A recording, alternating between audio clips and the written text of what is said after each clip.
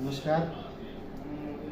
आजकलको ल्याब पढ्ने विद्यार्थी भाइ बहिनीहरूको लागि यो भिडियो हो। बाबुआमाको 4 लाख 5 लाख रुपियाँ खर्च गरेर पढ्छ हैन, तर स्टुल युरिन बनाउन दियो भने, किनभने ल्याबको कुनै पनि मान्छे बिरामीको सबभन्दा महत्त्वपूर्ण जाँच भनेको स्टुल युरिन हो।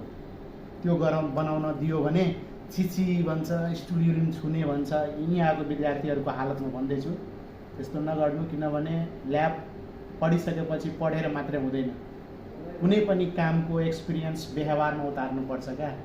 त्यसको एउटा नमुना हो विगत कति वर्षदेखि आफ्नो अनुभव। तर आज धेरै काम आएको कारण, साथीहरू अलिकति बिजी भएको कारण आफैले बनाउनु परेको छ। तर पार्ट अफ ल्याब हो स्टुल युरिन, त्यसकारण हिन मान्नु हुँदैन। मजाले विशाल सर आइसक्नु भएको छ। अब म उता हेर्छु अनि मजाले स्टुल लिने, स्कुलको बट्टा खोल्ने, मजाले मिक्स गर्ने, चाहे डल्लो होस् के होस्, मतलब कुनै पनि कामलाई काम जस्तो लिनुपर्छ क्या। त्यो हिन मानेर हुँदैन हैन विशाल सर?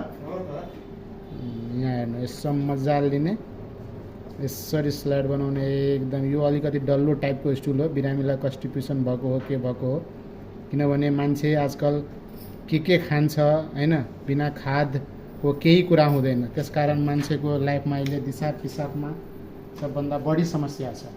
केही कुरा राम्रोसँग चेक जाँच भएन भने गाह्रो छ। त्यसकारण यो हाम्रो निको हस्पिटलको ल्याब हो। र आज आफै स्टुल बनाउँदैछु, किनभने विद्यार्थी भाइ, अहिलेको विद्यार्थी भाइ बहिनीहरूलाई धेरै गाह्रो छ। धेरै मतलब नयाँ चिज मान्छ क्या, छिछि स्टुल हो भनेर भन्छ। यो ओबिटी जाँच हो।